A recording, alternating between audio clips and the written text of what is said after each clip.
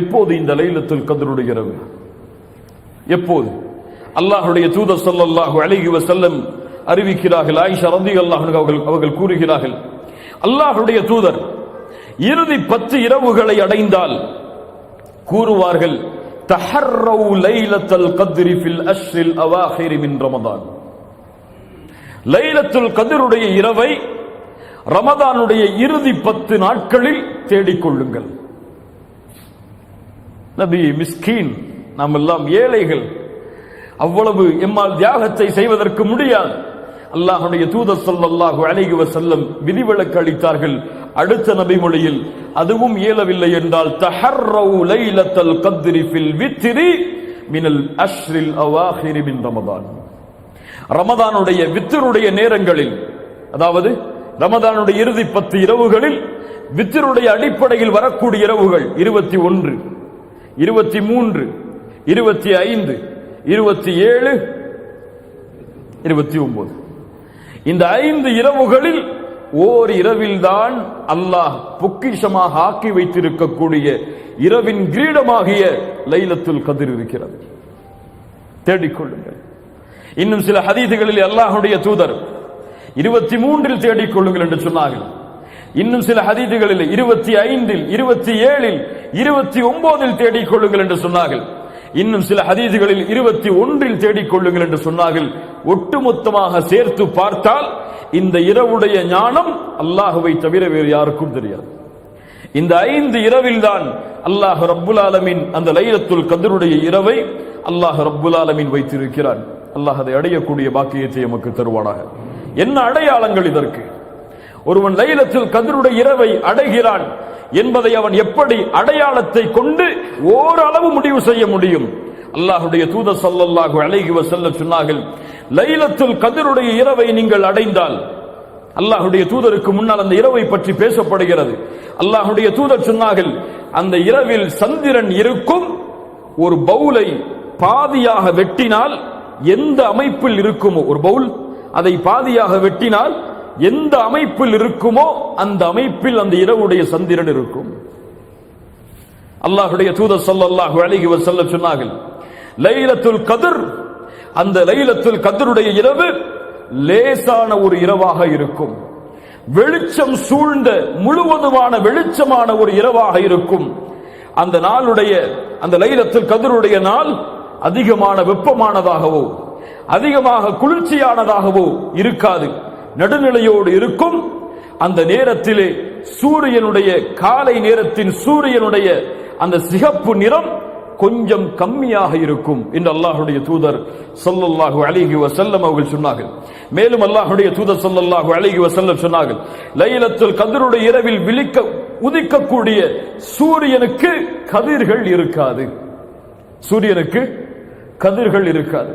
இந்த அடையாளங்கள் தான் அல்லாஹ்வுடைய தூதர் ஸல்லல்லாஹு அலைஹி வஸல்லம் சஹீஹான அடிப்படையில் இன்னும் சில அடையாளங்களை சொன்னார்கள். எரிகற்கள் அந்த இரவில் வீசப்படாது. ஷைத்தானை விரட்டுவதற்காக எரிகற்களை, எரி நட்சத்திரங்களை மலக்குகள் வீசுவார்கள். அது இந்த இரவில் வீசப்படாது என்று அல்லாஹ்வுடைய தூதர் ஸல்லல்லாஹு அலைஹி வஸல்லம் சஹீஹான ஹதீஸின் அடிப்படையில் சொன்னார்கள். இது மட்டுமல்லாமல் இன்னும் மக்களிடத்திலே சில புழக்கத்திற்குரிய ஹதீஸுகள் எல்லாம் இருக்கிறது. லைலத்துல் கத்ருடைய இரவை அடைந்தால் நாய் குறைக்காது. இருக்கிறதா இல்லையா? கேள்விப்பட்டிருக்கீங்களா இல்லையா? யார் அறிவித்த ஹதீதுகள் இதெல்லாம்? அல்லாஹ்வுடைய தூதரா? மஅதல்லா, இயாது பில்லாஹ். இதுவெல்லாம் பலகீனமான இட்டுக்கட்டப்பட்ட அறிவிப்புகள். இது மட்டும்தான் சஹீஹான ஹதீஸின் அடிப்படையில் அல்லாஹ்வுடைய தூதர் ஸல்லல்லாஹு அலைஹி வஸல்லம் லைலத்துல் கத்ருடைய இரவுக்கு கூறிய அடையாளங்களாகும். ஆயிஷா ரலியல்லாஹு அன்ஹா அல்லாஹ்வுடைய தூதரிடத்திலே கேட்டார்கள், அல்லாஹ்வுடைய தூதரே, இந்த லைலத்துல் கத்ருடைய இரவை அடைந்தால் நாங்கள் என்ன செய்வது? கேள்வி எவ்வளவுங்க? பெரிய கேள்வி, அப்படிதானே? முழு இரவும் நாங்கள் என்ன அமல் செய்வது? எதை கொண்டு அதை வரவேற்பது? என்ன கூறுவது அந்த லைலத்துல் கத்ருடைய இரவை அடைந்தால்? அல்லாஹ்வுடைய தூதர் ஸல்லல்லாஹு அலைஹி வஸல்லம் சொல்லுங்கள், அவர்கள் சொன்னார்கள், அந்த லைலத்துல் கத்ருடைய இரவை அடைந்தால் ஆயிஷா அவர்களை இந்த துஆவை ஓதுங்கள். ஒரு பக்கத்திற்குள்ள துஆ அல்ல, 2 பக்கத்தை உள்ளடக்கக்கூடிய துஆ அல்ல, ஒரே வரியில் 3 வாக்கியங்களை கொண்ட துஆ. அல்லாஹும்ம இன்னக அஃபுவுன் துஹிப்புல் அஃப்வ ஃபஅஃபு அன்னி. சுப்ஹானல்லாஹ்.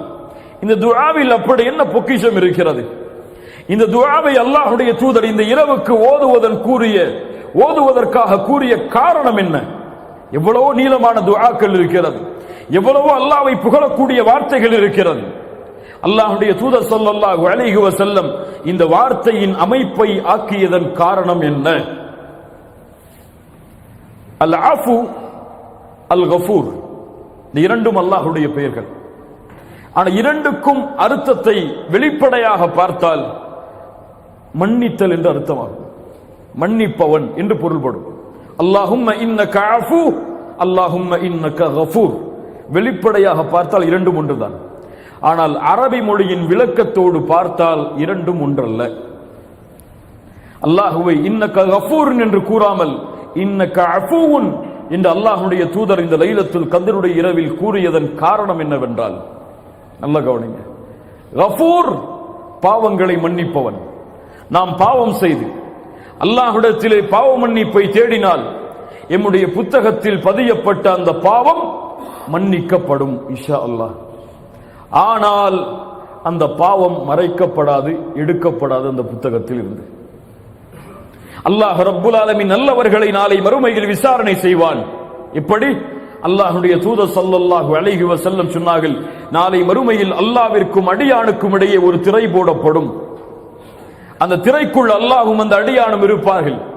அல்லாஹ் அந்த அடியானை நெருக்கமாக்குவான். நெருக்கமாக்கி கேட்பான், அதஅரிஃபு தம்ப கதா, அதஅரிஃபு தம்ப கதா, இந்த பாவம் உனக்கு தெரியுமா? இந்த பாவம் உனக்கு நினைவிருக்கிறதா? இந்த பாவத்தை நீ அறிவாயா என்று அல்லாஹ் ரப்புல் ஆலமீன் அவன் செய்த பாவம் அவனுக்கு நினைவை அல்லாஹ் ஏற்படுத்துவான். விசாரிக்க மாட்டான், நினைவை ஏற்படுத்துவான். அவன் சொல்லுவான், யா ரப்பி அரிஃப், யா ரப்பி அரிஃப், யா ரப்பி அரிஃப். அறிவேன் யா அல்லாஹ், அறிவேன் யா அல்லாஹ், அறிவேன் யா அல்லாஹ். மறைக்க முடியாது அல்லாஹ்விடத்தில்.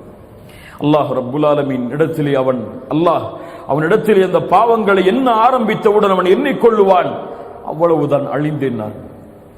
அல்லாஹ் என்னை பாவத்தை நினைவுபடுத்துகிறான், நான் அழிந்தேன், இதுவெல்லாம் மன்னிக்கப்பட்டு விட்டது நினைத்தேன், ஆனால் இப்போது நினைவு காட்டப்படுகிறது, எனக்கு தண்டனை தான் என்று அந்த அடியான் எண்ணும் பொழுது அல்லாஹ் அவனை நெருக்கமாக்கி சொல்லுவான், அடியானே கவலைப்படாதே, இன்னி சதர்துஹா அலைக ஃபித் துன்யா வ அன அக்ஃபிருஹா லகல் யௌம். இந்த உலகத்திலே நீ செய்த எல்லா பாவங்களையும் நான் மறைத்தேன், இப்போது யாரும் அறியாமல் மன்னிக்கிறேன், சென்று விடு என்று. ஹிசாபை யஸீரா. இதுதான் முஃமின்களை நாளை மறுமையில் அல்லாஹ் விசாரிக்கக்கூடிய விசாரணையின் முறை. முஃமின்களுக்கு எளிதான விசாரணை இப்படித்தான் அமையும். ஆனால் பாவிகளுக்கு அல்லாஹ் துருவ ஆரம்பிப்பான். யாரை அல்லாஹ் துருவி துருவி விசாரணை செய்கிறானோ அவன் நிச்சயமாக வேதனை செய்யப்படுவான். அல்லாஹ்வுடைய தூதர் ஸல்லல்லாஹு அலைஹி வஸல்லம் சொன்னார்கள், ஏன் செய்தாய், எதற்காக செய்தாய், யாருக்காக செய்தாய், இந்த அமலை எதற்காக செய்தாய் என்று அல்லாஹ் ரப்புல் ஆலமீன் கேட்பான். நாம் எல்லாம் அறிந்த நபிமொழிதான். மூவரை அல்லாஹ் ரப்புல் ஆலமீன் நாளை மறுமையில் விசாரணை செய்வான். ஒருவர் ஷஹீத், ஒருவர் குர்ஆனை ஓதுபவர், ஒருவர் அல்லாஹ்வுடைய பாதையில் செலவு செய்தவர். ஷஹீதை அழைத்து அல்லாஹ் என்ன கேட்பான்? நீ செய்த பாவம் நினைவுக்கு இருக்கிறதா என்று கேட்பானா? அல்லாஹ் கொடுத்த அருட்கொடையை கொண்டு நீ என்ன செய்தாய்? அவர் என்ன சொல்லுவார்? உன்னுடைய பாதையில் போராடி மரணித்தேன். அல்லாஹ் சொல்லுவான், பொய் சொல்லுகிறாய், இது உண்மை அல்ல, நீ செய்தாய், உன்னை ஷஹீத் என்று மக்கள் போற்ற வேண்டும் என்பதற்காக. இது பாவிகளுடைய விசாரணை. அல்லாஹ் கூறுவான், இவனை முகம் குப்ப நரகத்திலே தூக்கி எறியுங்கள் என்று. ஷஹீத். அல்லாஹ் ரப்புல் ஆலமீன் பாதுகாப்பானாக. இது கஃபூர். ஆனால் அஃபு என்றால் அல் மஹூ, அல் அஃபு என்றால் அல் மஹூ, நீக்குதல் என்று அர்த்தம், அழித்தல் என்று அர்த்தம், அல்லது அதிகப்படுத்துதல் என்று அர்த்தம். இந்த வார்த்தையின் உண்மையான விளக்கம் என்னவென்றால், அல்லாஹுவை அஃபு என்று அழைக்கும் பொழுது, துஹிப்புல் அஃபுவ, நீ அதை விரும்புகிறாய் என்று சொல்லும் பொழுது பாவங்களை நீக்கக்கூடியவன், அழிக்கக்கூடியவன் என்று அர்த்தம். அல்லாஹுவை இந்த பிரார்த்தனையின் மூலம் ஒருவன் அழைத்து பாவ மன்னிப்பை தேடினால் அவனுடைய பாவம் கரையே இல்லாமல் அந்த புத்தகத்தில் இருந்து நீக்கப்பட்டு விடும். நாளை மறுமையில் நினைவு காட்டப்படாது. அவன் செய்த பாவம் அவனுடைய வாழ்வின் ஏட்டின் புத்தகத்தில் எடுக்கப்பட்டுவிடும், நீக்கப்பட்டுவிடும், அழிக்கப்பட்டுவிடும். அதன் காரணமாகத்தான் அல்லாஹ்வுடைய தூதர் பிரார்த்தனை செய்ய சொன்னார்கள், அல்லாஹும்ம இன்னக அஃபூவுன் துஹிப்புல் அஃப்வ ஃபஅஃபு அன்னி. யா ரப், என் இறைவனே, நீ மன்னிக்க கூடியவன், பாவங்களை நீக்கக்கூடியவன், பாவங்களை அழிக்கக்கூடியவன். இந்த இரவில் அதை நீ விரும்புகிறாய். யா அல்லாஹ், எங்களை மன்னிக்க வேண்டும் என்பதை நீ விரும்புகிறாய். ஃபஅஃபு அன்னி, எங்களை மன்னித்து விடு, எங்களுடைய பாவங்களை அழித்து விடு. நாளை மறுமையில் இந்த பாவங்களை கொண்டு எங்களை இழிவுபடுத்தி விடாதே என்று அல்லாஹ்விடத்திலே கேட்குமாறு அல்லாஹ்வுடைய தூதர் ஸல்லல்லாஹு அலைஹி வஸல்லம் தன்னுடைய மனைவிக்கு கற்றுக் கொடுத்தார்கள். கண்ணியத்துக்குரியவர்களே, அல்லாஹ் ரப்புல் ஆலமீன் இந்த புரிதலை எமக்கு தருவானாக. அந்த இரவு அல்லாஹ் ரப்புல் ஆலமீன் பாவங்களை மன்னிப்பதை விரும்புகிறான். எல்லா இரவும் அல்லாஹ் விரும்புகிறான்.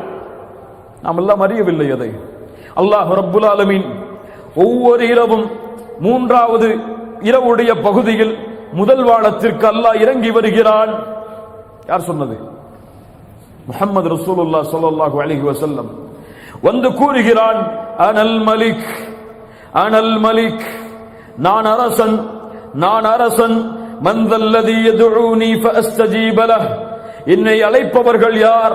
அவர்களுடைய அழைப்பிற்கு பதில் கொடுக்கிறேன். மன்தல்லதி யஸ்அலுனி ஃபஉதியஹ், யார் தேவைகளை கேட்பவர்கள் அவர்களுடைய தேவைகளை நிறைவேற்றுகிறேன். மன்தல்லதி யஸ்தக்ஃபிருனி ஃபஅக்ஃபிர் லஹ், என்னிடத்திலே மன்னிப்பை தேடுபவர்கள் யார்? நான் மன்னிப்பை வழங்குகிறேன் என்று அல்லாஹ் ரப்புல் ஆலமீன் காலை விடியும் வரை அழைத்துக் கொண்டே இருக்கிறான் அடியார்களை.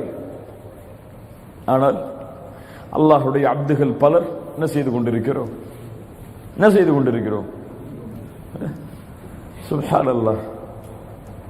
அல்லாஹ்வின் அழைப்பு ஒவ்வொரு இரவும் அடியார்களுக்கு உண்டு. இதற்காகவே அல்லாஹ் முதல் வானத்திற்கு இறங்கி வருகிறான். அதுபோல்தான் இந்த லைலத்துல் கத்ருடைய இரவிலும் அல்லாஹ் முதல் வானத்திற்கு வருகிறான். வந்து இதே கேள்வியை கேட்கிறான். தேவைகளை கேட்பவர்களுக்கு நிறைவேற்றப்படும். மன்னிப்பை தேடுபவர்களுக்கு அவர்களுடைய பாவங்கள் முழுவதும் மறைக்கப்படும், மன்னிக்கப்படும்.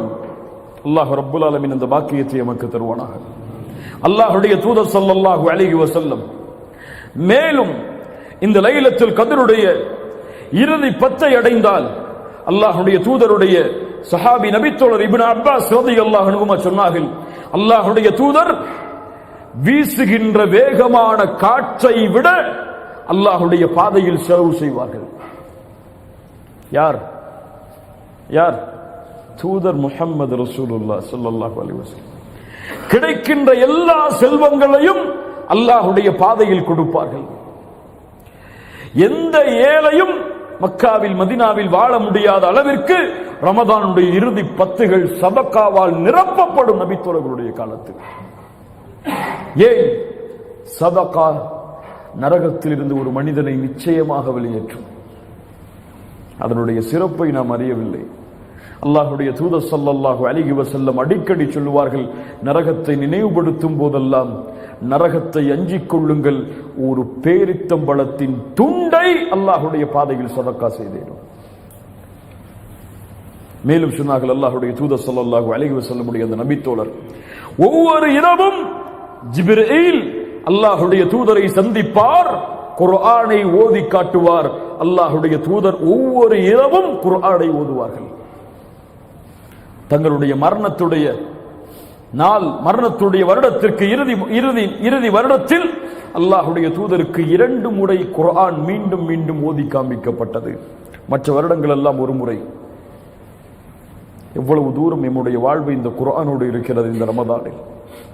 இன்னும் பலர் ஒரு ஜுஸ்ஐ கூட தாண்டாத முஸ்லிம்களும் இந்த பூமியிலே வாழ்கிறார்கள். இன்னும் பலர் குர்ஆனுடைய 10 ஜுஸ்ஐ கூட அவர்கள் முடிக்கவில்லை. இன்னும் பலர் குர்ஆனை முழுமைப்படுத்தவில்லை. இன்னும் பலர் குர்ஆனை திறக்கவே இல்லை. அல்லாஹ் பாதுகாப்பானாக. சுப்ஹானல்லாஹி ரப்பில் ஆலமீன். குர்ஆன் இறக்கப்பட்ட மாதத்தில் ஒரு மனிதன் குர்ஆனை ஓதவில்லை என்றால் மற்ற மாதங்களில் ஓதுவானா? ரப்புடைய கலாமின் இன்பத்தை இந்த ரமதானில் ஒருவன் காணவில்லை என்றால் மற்ற மாதங்களில் அவனுடைய உள்ளம் எப்படி இந்த குர்ஆனை ஓதுவதில் இன்பம் காணும்? இவர்கள் தங்களை முஃமின்கள் என்று எண்ணிக்கொண்டிருந்தால் குர்ஆனில் இருந்து தூரமாகி அவர்கள் அழித்துக் கொள்ளட்டும் அந்த எண்ணத்தை இவர்கள் நயவஞ்சக குணத்தை உள்ளத்திலே சுமந்து கொண்டிருக்கிறார்கள். முஃமின்கள் யார்? இதா ذுக்கிரல்லாஹு வஜிலத் குலூபுஹும் வ இதா துலியத் அலைஹிம் ஆயாத்துஹு ஸாதத்துஹும் ஈமானா. அல்லாஹ்வுடைய பெயர் உச்சரிக்கப்பட்டால் அவர்களுடைய ஈமான், அவர்களுடைய உள்ளம் அஞ்சி நடுங்கும். குர்ஆனுடைய வசனங்கள் ஓதி காண்பிக்கப்பட்டால் அவர்களுடைய ஈமான் அதிகரிக்கும். தராவிஹ் தொழுகையில 8 ரக்காஅத்திலே நிக்க முடியல, அவரால் குர்ஆனை கேட்க முடியல. அல்லாஹ் பாதுகாப்பான. குர்ஆன் அப்படி மாறிவிட்டது. அப்படியே அவர் குர்ஆனை கேட்டாலும் ராகத்தோடு கேட்டால் தான் அவருடைய உள்ளம் அதை ஏற்றுக்கொள்ளும். ராகம் இல்லாமல் கேட்டால் குர்ஆனை பலருடைய உள்ளங்கள் ஏற்றுக்கொள்ளாது. இந்த குர்ஆன் ராகத்தோடு ஓதக்கூடிய ஒரு மந்திர புத்தகமா? அல்லாஹ்வுடைய தூதர் வலியுறுத்தினார்கள். ஆனால் மூமின்களுடைய உள்ளம் ராகத்தை பார்க்காது, அந்த கிராத் ஓதப்படக்கூடிய முறையை பார்க்காது, அது என்ன சொல்லுகிறது என்ற அர்த்தத்தை தேடும், அந்த வசனத்துடைய தாக்கத்தை புரியும்.